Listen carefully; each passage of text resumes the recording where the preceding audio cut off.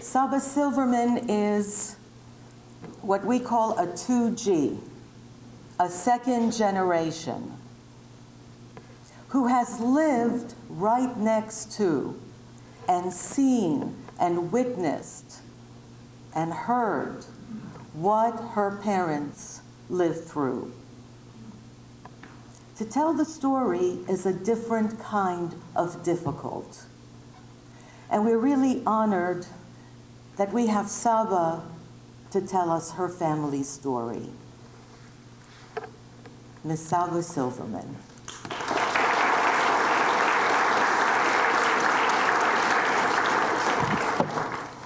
I usually never know what I'm going to start off. All the docents that have been with me as I speak to every class, the first thing I always say is, I don't know what I'm going to say. And when I was driving here today, I was mixed with so many emotions. I got beautiful messages this week about people who would love to just be reminded again about my mother, about my father, about my family, and that they all wanted to come and listen to me speak. I hope I don't let you down, and most of all, I hope I don't let my parents down. I have to start by saying that my parents were probably two of the most unique people ever. And I'm not saying that just because of me, and because that they were mine and that they were my sister's, who's sitting right over there. And I know she's shaking because I might bring her up here, but we were brought up in a home that was full of love, that was always full of joy, that always had an open door, and we never knew of any kind of sorrow. I never knew of anything that my mother and father had gone through. It was just always laughter. I knew we didn't have very much family. I knew that I had an uncle and two cousins that lived here when we first moved to America, which was about 60 years ago. And I was 19 months old, and I didn't know anything. But I did know that when I came here, the only language that I knew to speak was Yiddish. And I can remember going to the AJCC. I think it was before it was even on Peachtree, I'm not sure. But my cousins, my twin cousins, Eli and Helen, that time Wise, and I would go. We were in pre-K, and they were in kindergarten. They're a year older than I am. And we would get to school, and we were in the corner. And we were in the corner because we felt left out. We were in the corner because the only language we knew was Yiddish. And all these kids were looking at us like, who are these weirdos? Well, that's what I felt like. And as we got a little bit older, my cousins and I would always spend the night together. We weren't cousins, we were brothers and sisters. And my parents' house and my aunt and uncle's house was always the home that everyone came to when the new survivors, the new Greena, came to town. And so therefore, I grew up thinking that every survivor that came over here with their children, they were my relatives, they were my cousins, and that's how my mother made us feel, and that's how my father made us feel. But my cousins and I would lay in bed late at night, and most of the survivors that came over all got into the grocery business. And my father and my uncle were fortunate enough to have a little grocery store on the corner of 10th Street and Northside Drive. And that's where they started their life. Eli and Helen and I would lay in bed at night after the store was closed, and survivors would come over and they would have their card games. And we started hearing these god-awful stories, these awful stories. And we would go to sleep with this on our mind. We didn't discuss it with each other. We just kept it inside. And then, as the few years passed away, we started talking about it. And we would lay in bed and we would look at each other and we would say, what are they talking about? What is this? Did they do this to my mother, my father, my aunt? And then one day, I was in the 2nd grade. And anyone that's here from Atlanta knew our beloved Leon Steinberg, who was my 2nd grade teacher. And after everybody had left, it was one Sunday morning, and it was after a Saturday night that I had really heard some awful things. Mr. Steinberg came over, and in Yiddish, even though I was in the 2nd grade and I was speaking a decent English, Mr. Steinberg said, "What's wrong?" So I said, "I heard my mother and father, my aunts and uncles, and there were some people at my house talking about some terrible things, and it sounds like it happened to them. And I want to know what they're talking about because I'm afraid to ask them." Well, it was about that time that baby Marcia was born, and she was the princess of our family, and she was in kindergarten. And I can remember Marcia walking in the door and looking at my mother and saying, "I'm not going to school anymore. I hate school. Everybody's going to visit their grandmother and grandfather for Christmas. And I don't even have a grandmother and grandfather." Now, she was 4 or 5 years old. And I was 5 years older than she was. And I remember looking at my mother's face that turned totally white. And she said, "You've got a grandmother?" She said, "Sure, you've got a grandmother. Tanta Lena is your grandmother." Tanta Lena was Lena Kaplan, who was Bertha Reuben and his mother. And Bertha and Elliot Reuben were the reason we ended up in Atlanta, because they sponsored my uncle, and then they said, "I've got one living relative left," and Uncle Elliot and Aunt Bertha were only too happy to sponsor us. I've probably gotten ahead of myself because I just see so many familiar faces that I feel that I grew up with. And I think I'm going to backtrack a little bit and tell you about some of the stories that we heard when we were growing up. I started talking about Mr. Steinberg, who came over to me. And I said, "What did all these Jewish people do that they went through all this? What's going on? What's going on?" And he was the first one that addressed me with something I really wanted to hear.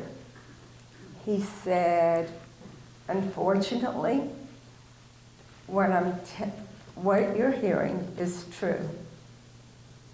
And there was a very bad man in Germany. And this man was very, very terrible to a lot of Jewish people. He didn't give me numbers. I was, like I said, in the second grade. Thank you. He said, but we have to look at the bright side. He said, I don't want you to be upset about this because I know your mother and your father, and they're happy people, and they're loving people, and if they had any idea that you were upset or that you knew anything that was going on, then they would be so upset. Well, he said, let's think of the positive. And I just told this story to my friends the other night when we went out to eat, because they always say, everyone always says, do you keep kosher because your husband Victor? And I said, no, I really don't. I said, I keep kosher because of Leon Steinberg. Leon Steinberg said to me, let's think of the positive things. Let's thank God that your mother and father are here. Let's thank God that you've got a baby sister.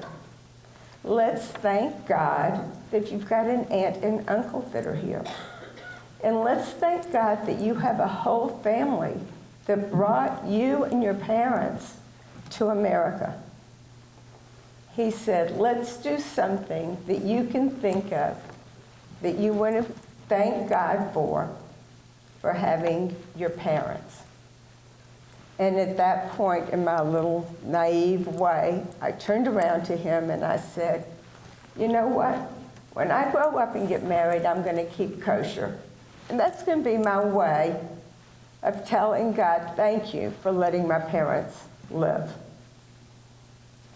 And from then on, I got strength.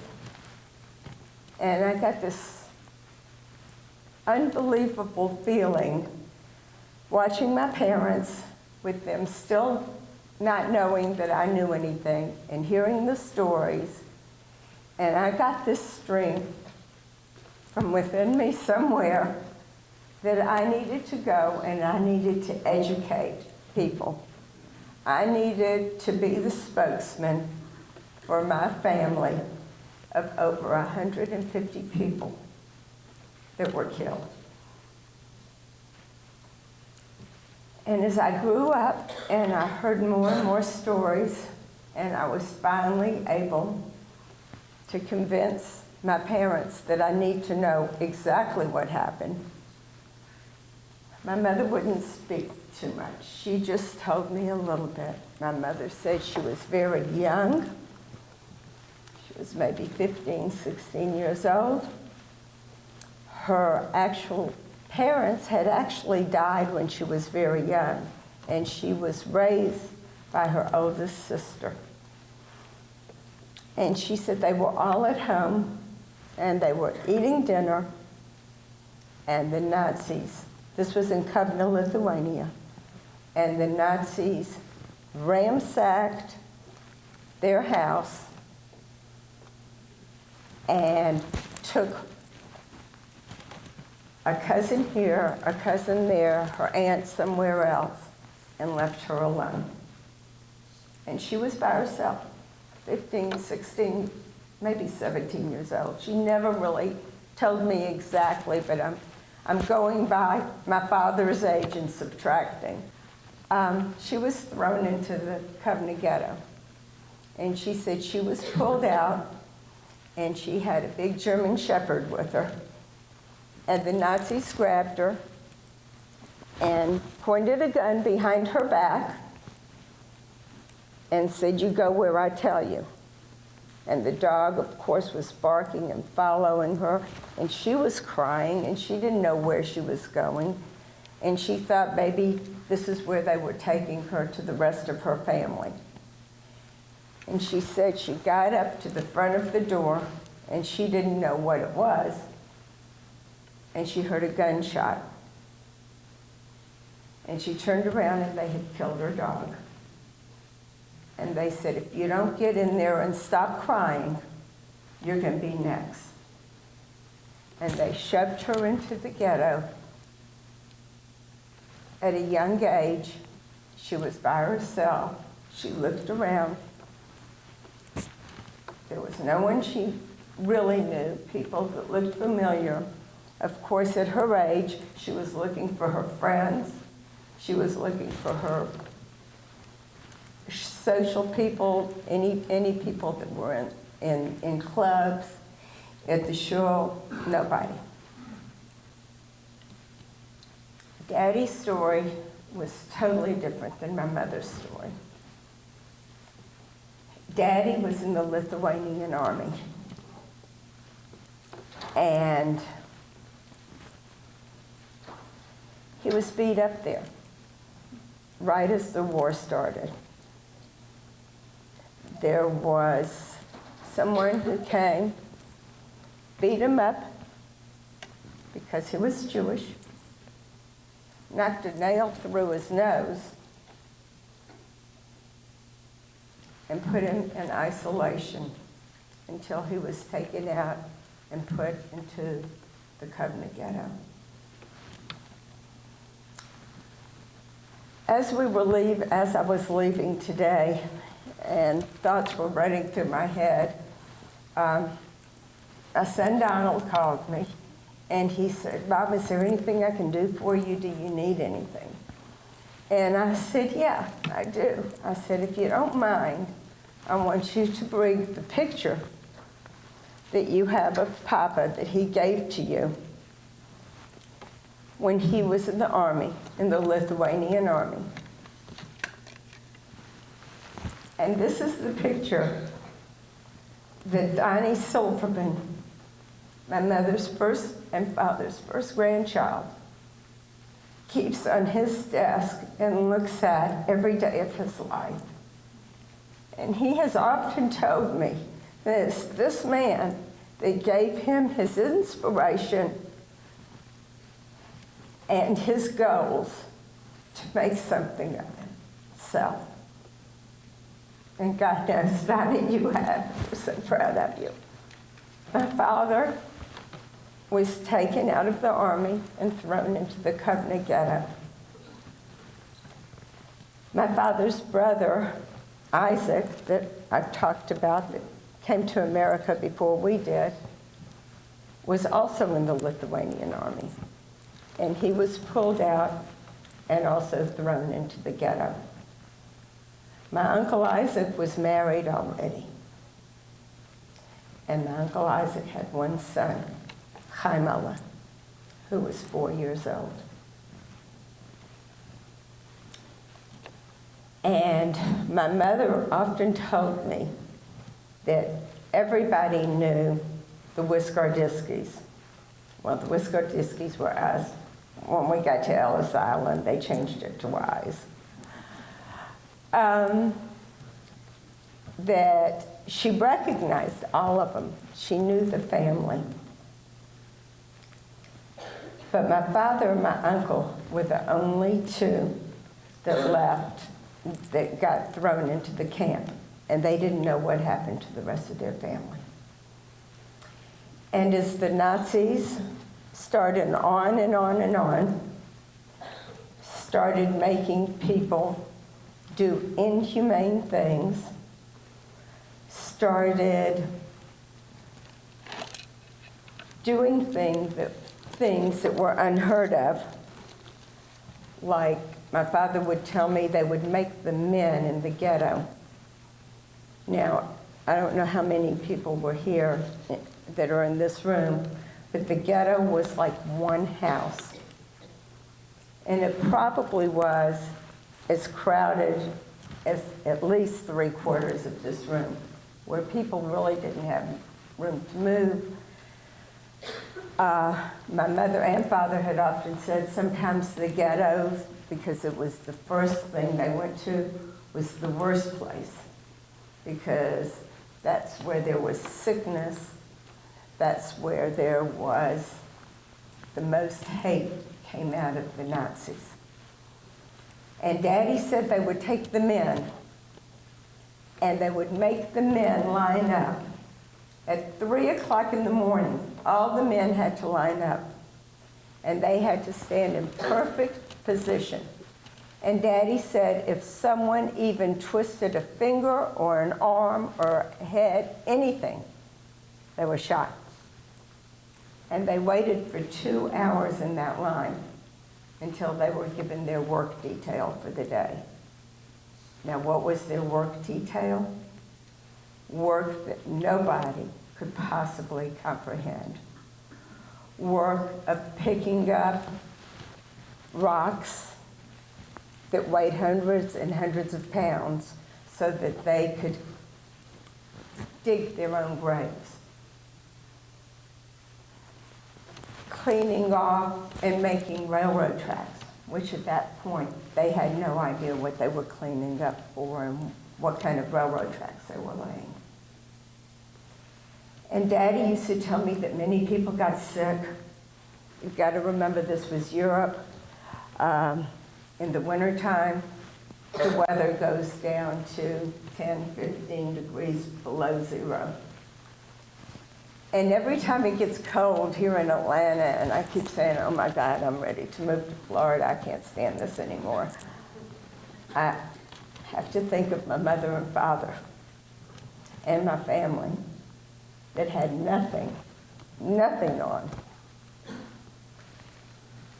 And my father told me one day when the men were out on their detail, their work, and this was like the beginning of spring, there was an announcement of the loudspeaker in the ghetto itself. And they said, you know, the children, at this point the children were allowed to go with their families.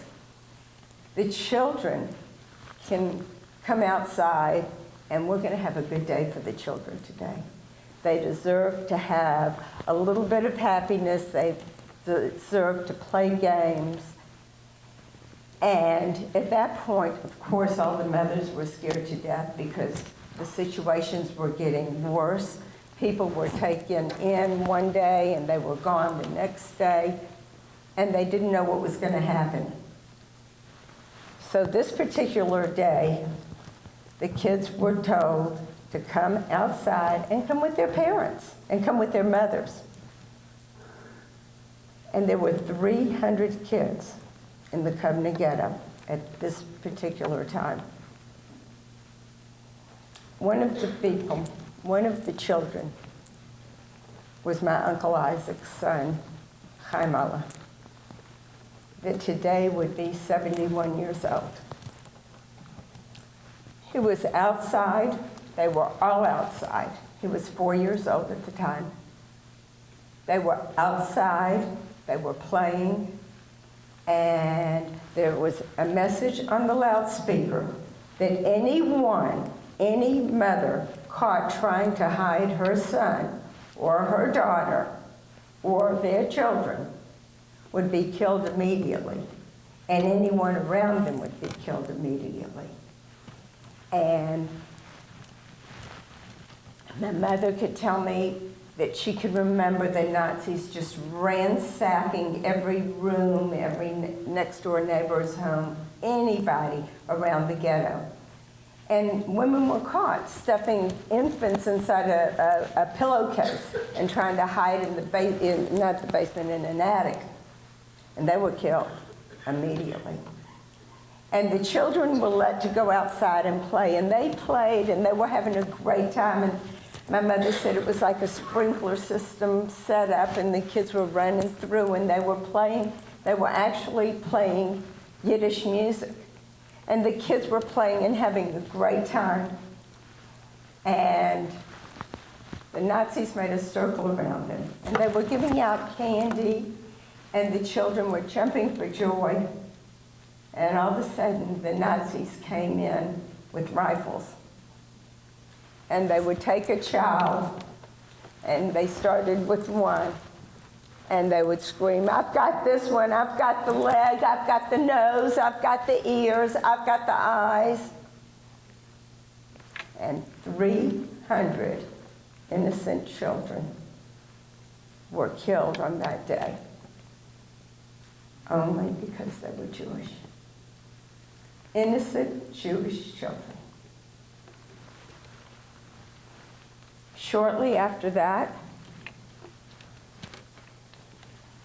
my father and my mother in the Covenant Ghetto were being transferred, and the other people that were in that group that came the same time they did into the ghetto were told that they were going to another place. Well, of course, the other place were concentration camps.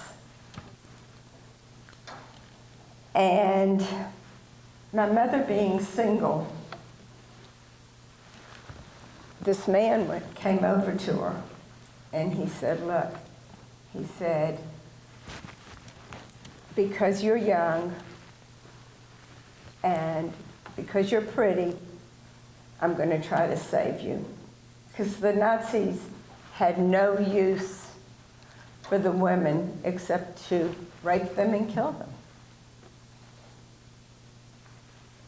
So this man signed my mother up for his wife, and he was put on a train, and my mother was put on another train, and my mother ended up in the death camp Stutthof. And my father ended up in Dachau. And my uncle ended up in Dachau. But for months did the two of them know that they were each in Dachau. My mother heard rumor that they were going to the showers, the gas chambers. And being the gutsy, wonderful person that she was, she turned around to two people that were about her age, that she had become friendly with.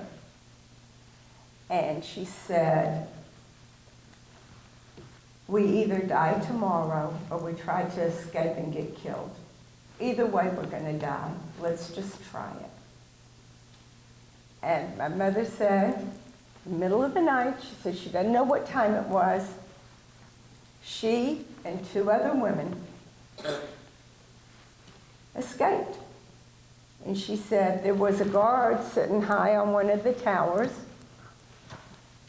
and she said it was just luck. She said either he had fallen asleep or he didn't feel like being bothered with them in the middle of the night.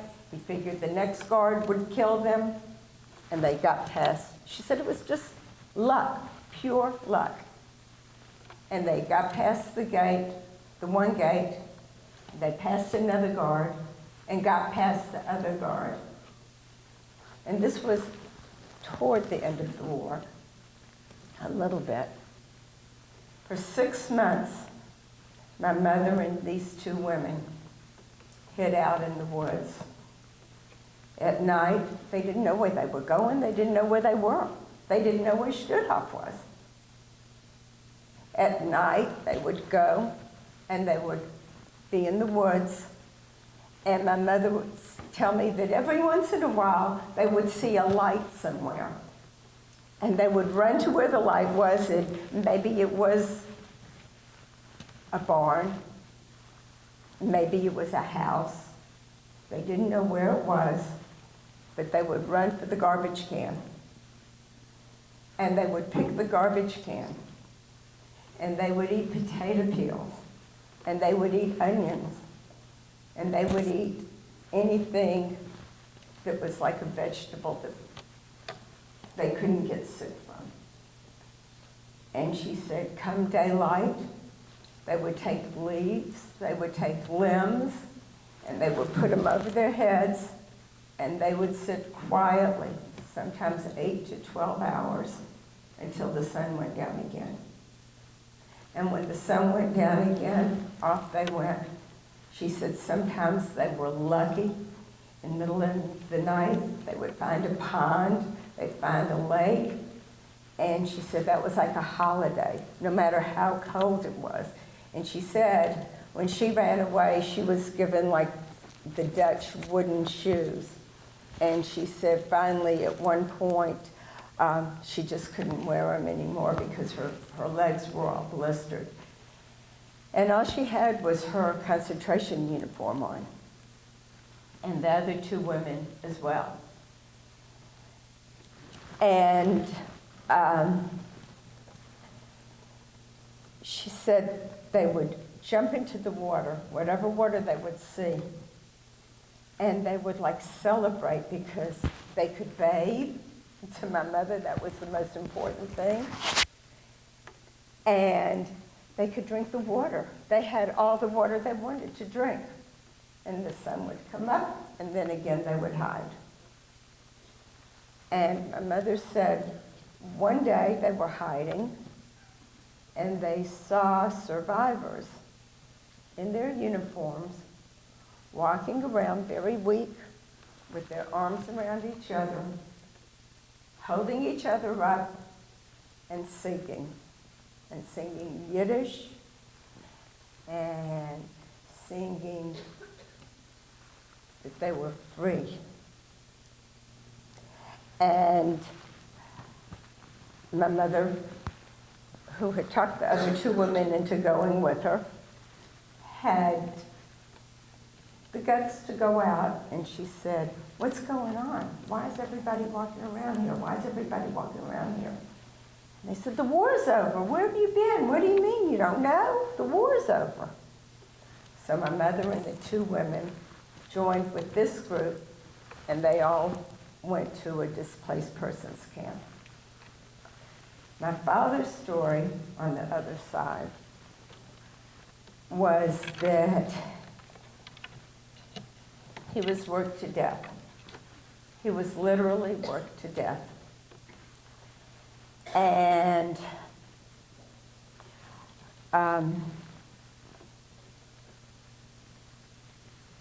he said he knew that he was close to death and he was dying, and he had found out that my uncle was in the next barrack.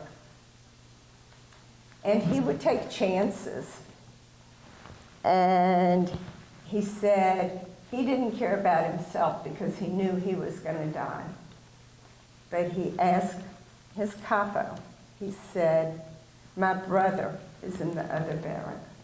I'm going to die. Can I please see him?" And Daddy said he wasn't afraid for himself, but he was afraid that they would kill his brother. And like he said, it was luck, it was a miracle. And they said, "Okay, we'll bring your brother to you." And they brought my Uncle Isaac to my father. My father was so weak that he couldn't even move at that point. And they laid my father down on the ground where his head went one way and his feet went the other way. And they took my uncle, laid him on the ground where his head was opposite my father, and his feet, of course, were opposite my father. And both started to cry. And my uncle said, "I heard you were so sick." He said, "I brought something for you." And from his armpit, he took out a little onion. Now, an onion was like a shot of penicillin in the concentration camps. What did they get to eat?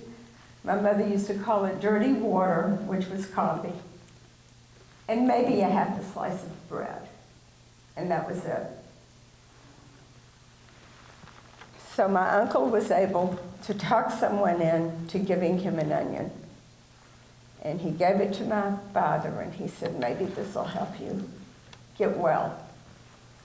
And my father said to my uncle, he said, "Isaac, I have to tell you something." Of course, this was all in Yiddish. He said, "I've got to tell you something. When they threw me in the ghetto, I took something that I've been carrying around with me for a long time. and he unfolded a picture. And this is the picture. This is the original picture that is still hanging in my aunt's house on a piece of cardboard and a little piece of string that my uncle put in his home, just like this. And one day I had the nerve, when I was speaking all the time, I wanted to have this picture. And one day I had the nerve to go up to my aunt's house, and I said, Tante, if I could only have the picture for 15 minutes, I just want to take it to Kinko's and just enlarge it a little bit, because I need it when I speak. And I was able to enlarge it this much. And this, I'll pass these around later. I don't want to break anything up. But this is a picture of my grandfather. And this is a picture of his first grandson, Chaim Ola, that was killed on that awful day in the Company ghetto. And Daddy told my uncle that first he taped it to his armpit, and that wasn't working. So he said afterwards he taped it to his side, and that wasn't working. So he said he took a little he said first he used to keep it in the box of a razor blade, because at the beginning they were handed out razors and they could shave, and then of course they took the razors away, and Daddy had to take the picture out, and that's when he taped it under his arm, and he was afraid it would never get there. And he said, I taped this to my groin, and I've saved it because maybe somebody in my family would be alive. And as he gave it to my uncle, there was a gunshot, and they said, this is enough. And they picked up my father and threw him in his bed in the barrack, and they took my uncle back to Dachau. And about 3 days later, my uncle watched as they took my father and a pile of other dead people and threw them on the top of a flat train car to be disposed of. And my uncle thought that was it. He was the last surviving person. And my father was thrown in the pile of dead people, transported to God knows where. And that was right toward the end of the war. And Eisenhower had come to liberate Dachau. And he said, he told the soldiers, he said, I want you to come and take as many pictures as you can. Well, as these soldiers were taking pictures of piles and piles and piles of dead people, one soldier was taking a picture, and he saw movement. And this didn't happen just to my father, this happened to quite a few survivors. And these soldiers were able to pick out 3 men. My father, in this case, was moving his 2 little fingers just a drop. And they took him out of the pile of dead people, and they brought him to a German hospital that had been taken over by the Americans.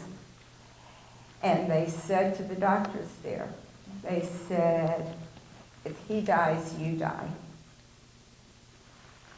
My father weighed 37 pounds. He was unconscious. He was deaf. And it took him about 6 months to come to. And he came to little by little. And all of a sudden he woke up in this room. And he looked around him, and he saw soldiers, but he didn't know where he was or what had happened to him. And he started screaming, "Don't kill me, don't kill me, don't kill me, don't kill me." And he was screaming it in Yiddish. He was screaming, "Lass mir leben, lass mir leben." Means, please let me live.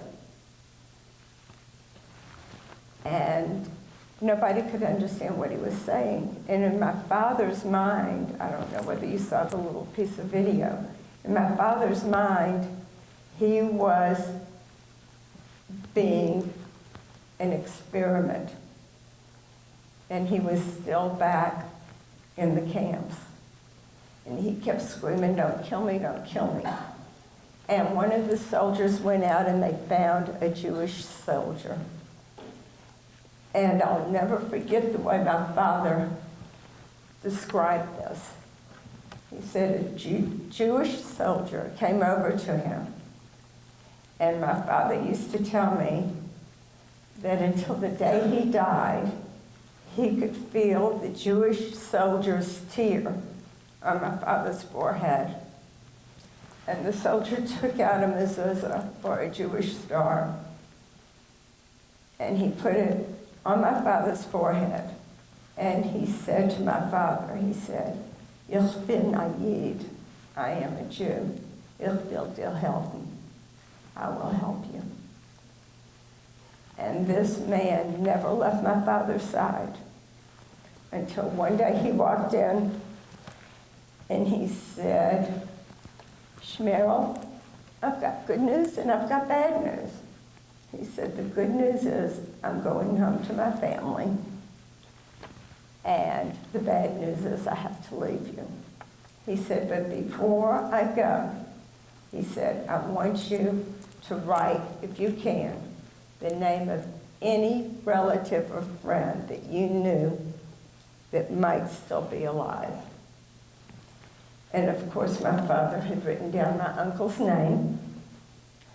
And a couple of soldiers went out, and they went from one displaced person's camp to another. And you've got to remember, my parents being from Lithuania, most of the Jews were killed. There were very few survivors. And by word of mouth through the displaced persons camps and everything else, you kind of found out who was living and who wasn't. So the soldiers went around with just the name of my uncle. And somebody said to the soldier, "Oh, he got back with his wife is alive and they live in an apartment." And they gave him the address. And this American soldier and another soldier went to my aunt and uncle's apartment, and they said, "We've got good news for you. We found your brother, and your brother, Shmerel, is alive." And my uncle just about had a heart attack. He said, "I thought the Americans were our friends. How can you do this to me? How can you play such a dirty trick? I saw how they took my brother away with my own eyes. How can you be like that? How can you be like that?"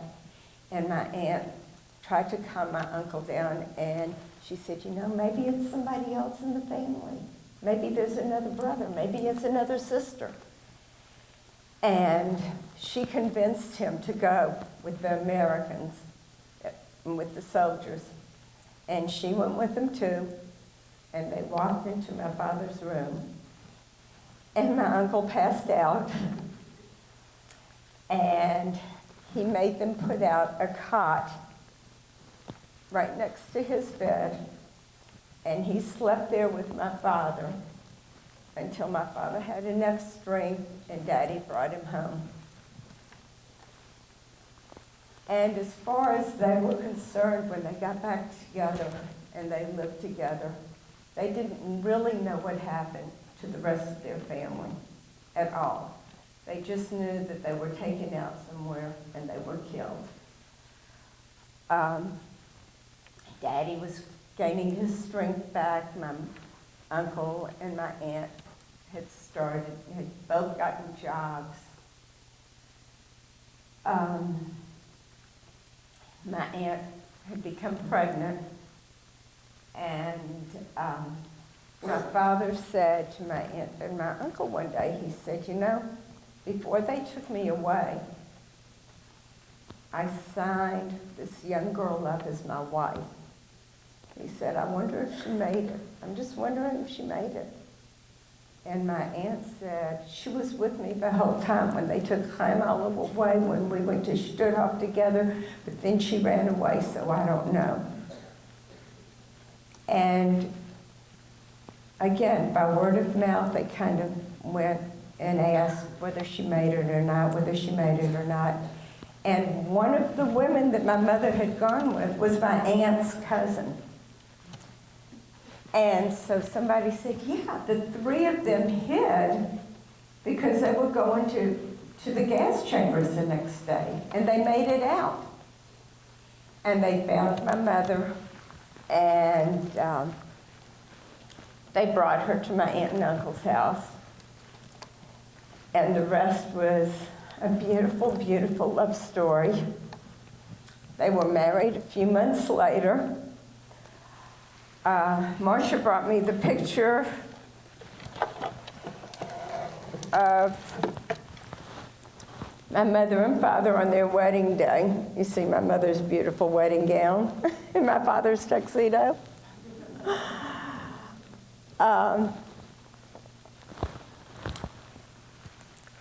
And then they started talking, and they really didn't know what happened to the rest of their family.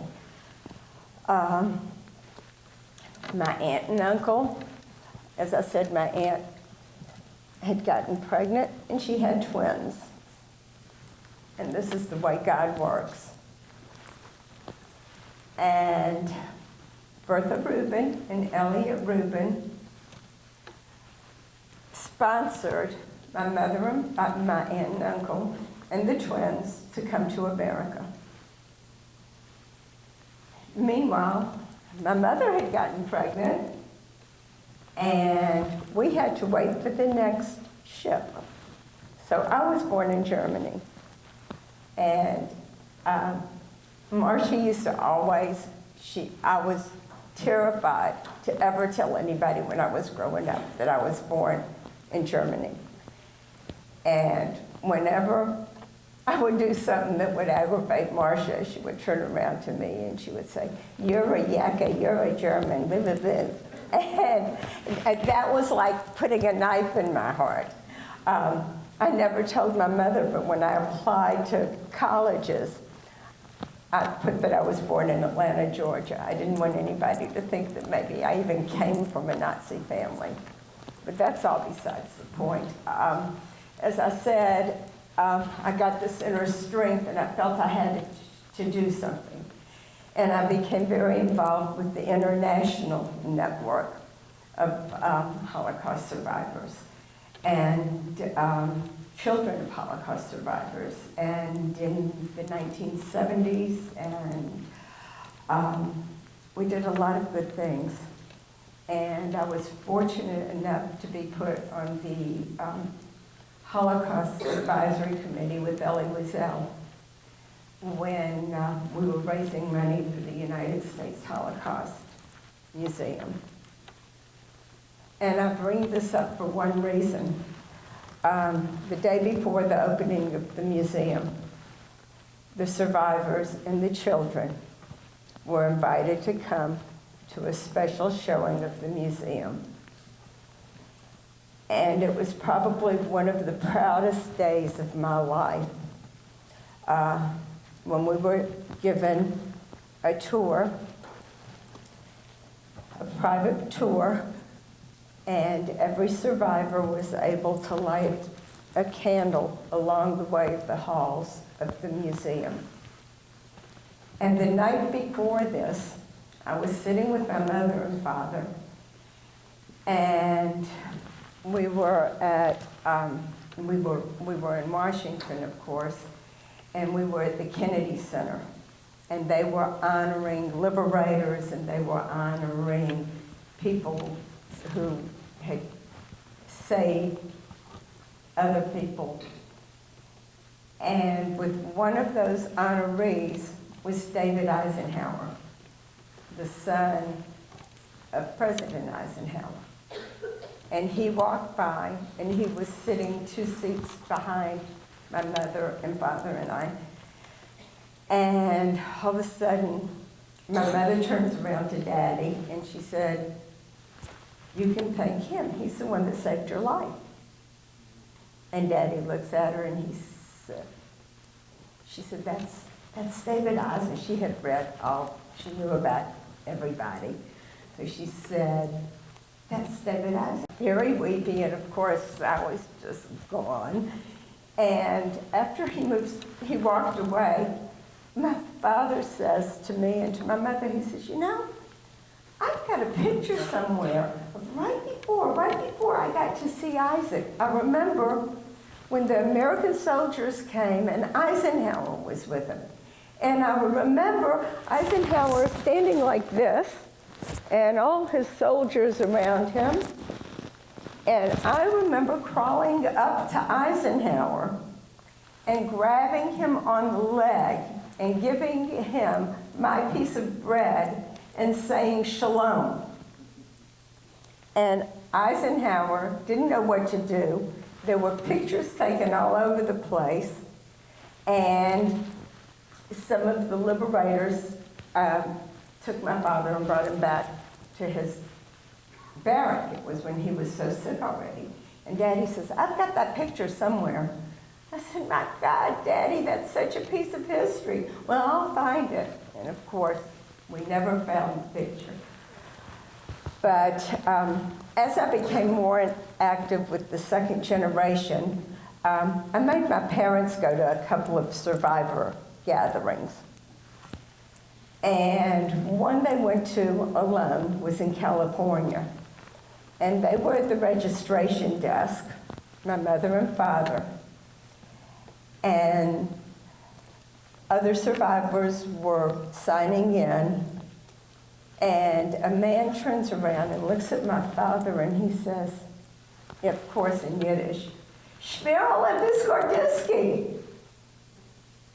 And Daddy turns around, and it was one of his best friends growing up. And they start to hug each other, kiss each other, and start talking about what happened to their families. And my father says, "Besides my brother, I have no idea what happened to the rest of my family." And this man proceeds to tell my father, he said, "Your family was taken to Estonia. And they were taken inside a synagogue where they were supposed to have been saved. But you had a little brother. And the little brother had a wonderful voice. And for those of you that are from Atlanta or have known of blessed memory, Betty and I's a good friend. Betty, good friend, was best friends with my father's baby brother. My father's family was taken to the synagogue, and the baby brother was plucked out to come sing for the Nazis at night in their cabarets because his voice was so beautiful. And the way they knew this was around the time of Hanukkah. There were about 250, that's what my father told me, Jews brought to this synagogue, and the Nazis, in their most dehumanizing way, of course, said, "We brought you here because we feel like some Jews need to be saved. And we know it's the night Hanukkah is starting." He said, "So we've even made a menorah for you." And this man is telling my father this. He said they had made a menorah of wood and even built places for 7 candles and a big shamus. And they asked for any rabbi that was there to come help and lead the service. And they started singing Hanukkah songs. And then they brought down the grandfathers until they had 8 of the oldest people that were in the synagogue. And then they brought down the oldest grandchild or grandson of any one of the people that were standing up by the menorah. And the Nazis came by as everybody was singing Hanukkah songs and chopped off the heads of every one of the people that were standing up there. And they looked at the grandchildren, and they gave the grandchildren like a broomstick and a talus and said, "You go with your grandfather's head, or everybody in this room is going to be killed." And these grandchildren were made to walk with their grandfather's heads on a broomstick. And then they doused the synagogue with fire, and everybody got killed. And this is what this man told my father. And the reason that he knew is because they had grabbed my uncle. And because he had such a wonderful voice, they made him sing at night. And this friend of my father's kind of kept up with him. And my uncle, at the time, he was only like 12 or 13 years old. And then he was stricken with so much grief that this man told my father that he was so depressed and so beside himself that he had to sing to these people that killed his whole family, that he jumped into a fire one day and just ended his life. And that we didn't find out until the 1980s. So it's not very easy for me to stand up here and talk about this, but I need to switch over to the happy part of this sad, sad story. My mother and father came over here, like I said. They never wanted us to know anything bad ever happened. And because of them, and because of every survivor,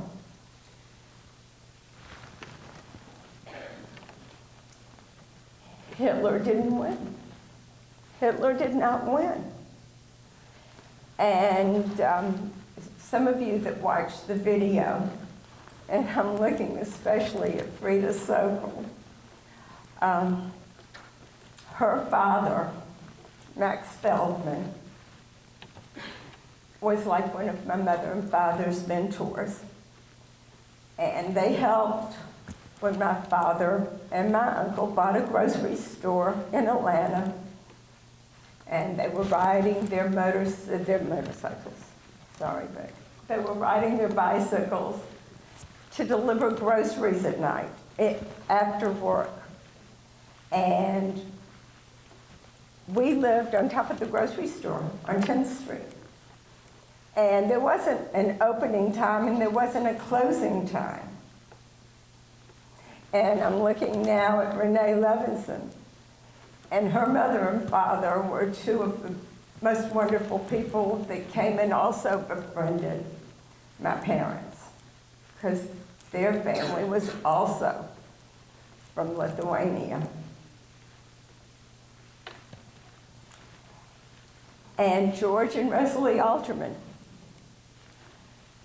took us, and I would have Friday night dinner because Mom and Daddy worked every night. And on Friday nights too. So I would go over to the Alterman house and have Friday night dinner with them. And Marcia would go over to Aaron and Hilda Feldman's house. And she would have Friday night dinner with the Feldmans. And then Bernard Halpern was my father's landlord. And the stories that came out of when they were in the grocery store, I don't know how many people can understand Yiddish, but Isaac, my uncle, didn't know how to speak Yiddish. My father certainly didn't know how to speak Yiddish. And, speak English. And, I'm sorry. And my father and uncle tried to learn vegetables. They had never seen a canned vegetable in their life. So Daddy used to make lists, and Isaac, they would make lists. And on the list, he would put black-eyed peas. And he would say beblach, which is beans, mit schwarze Augen, meaning beans with black eyes. Pork and beans, chazer with beblach. That was an easy one. And then he said that all these wonderful people in Atlanta would come by the store and try to help him. And Daddy said there was never a time that somebody didn't leave the store and pat Daddy on the back and say, "It's going to be okay. It's going to be okay. It's going to be okay." And one of my uncle's greatest jokes was when he walked in and my father was looking in a mirror, and he was looking like this, and he kept looking and looking and looking. And Isaac says, "What are you looking at?" So he says, "Was is an okay doch?" Meaning, what is an okay right here? What is that? He thought he had some kind of growth. And that was the kind of house we were brought up in. But we were brought up in total love.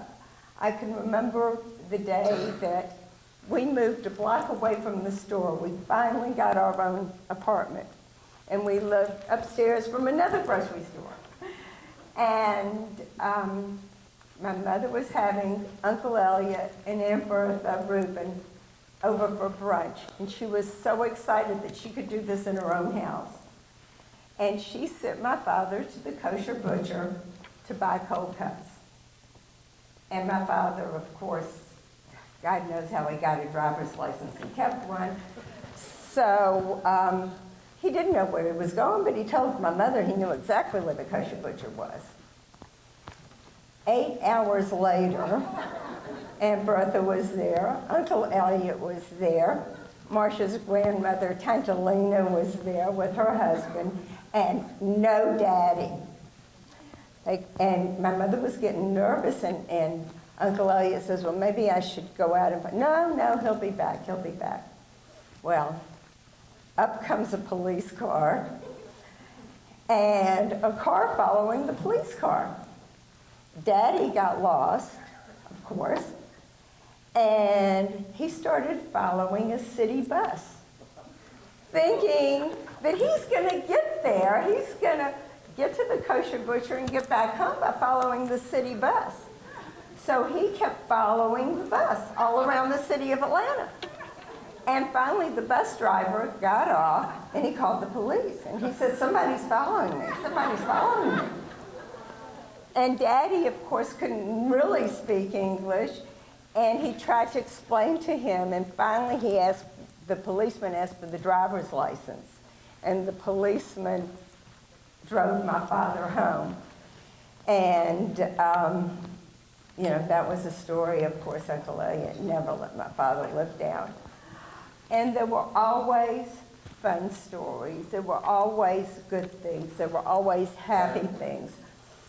And when one survivor came to town, they were our family, and their children were our families. And that's how we were brought up. That's how we were brought up.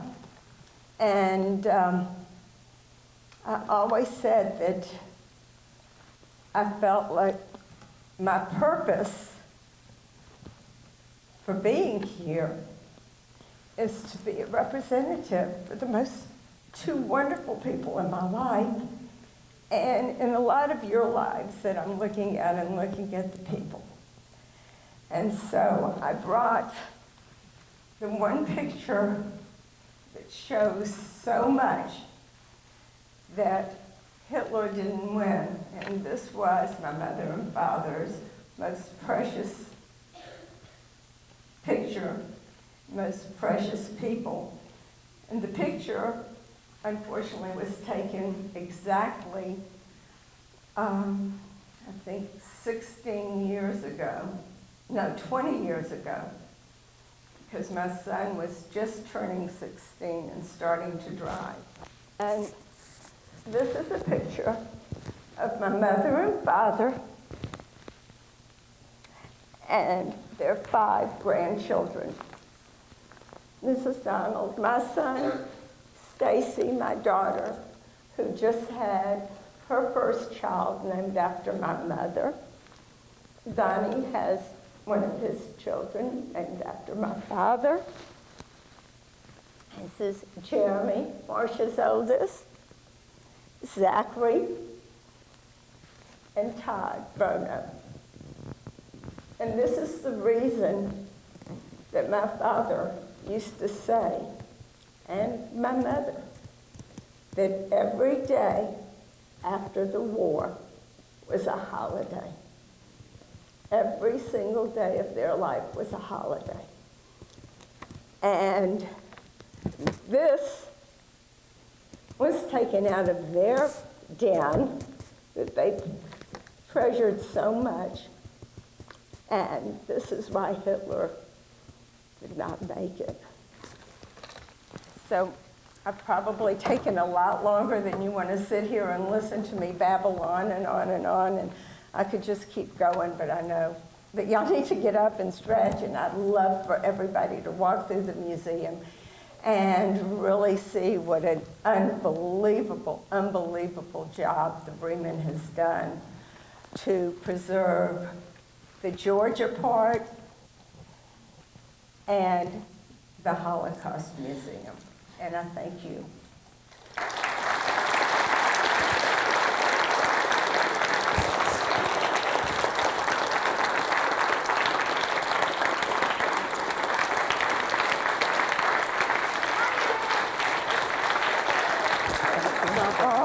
That picture is on the PowerPoint. Is it? wanna put Did it you on? put it? Yeah. I don't even know how to do it. We actually have this picture on the PowerPoint.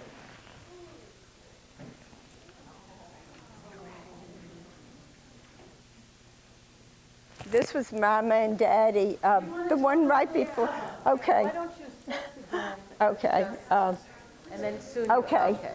This was actually the picture I was looking for all morning. This is the only picture that we have of our entire family. And in the middle there, you see the bride and groom. That was my Aunt Sarah, my father's sister, who left, got married and left and went to South Africa. And she, after Mom and Daddy came to the United States, she sent this picture. All of these other people, you see my aunt and uncle are down here on the left. It's my aunt and my uncle, and right behind them would be my grandmother, my grandfather, and to the right of the groom would have been my great-grandfather. And this is, everybody else was killed. This little one right here with the white shirt on was the young one that was Betty Goodfriend's best friend and that was picked out before the rest of the family was put to death. Is there a... Yeah. This is actually a... Is off? Oh, okay. Oh. Okay. This picture... Oh, okay. I think I'm... up for this too. This picture is actually a picture of my cousin Henny that lives in Montreal, whose family came to Montreal. Her mother and father were my father's first cousins, and Henny, the one with the Jewish star on, the little one, both of them, my aunt and uncle sent them to an orphanage. And they were able to get them when they were 6 years old. And they were raised non-Jewish, and they had no idea where they had come from or anything. The next one. This is my great-grandfather. And this was his oldest great-grandchild, also deceased. The next. And this is my father and my uncle on 10th Street, their first grocery store. They were called Wise Brothers Grocery. My mother and father dancing, probably, we don't know when this was. It was in 1946, but we don't know where they were. They had already been married by then. And that was chubby me when I was born. But I want you to look at the smiles on my mother and father's faces. This is how they were their entire life.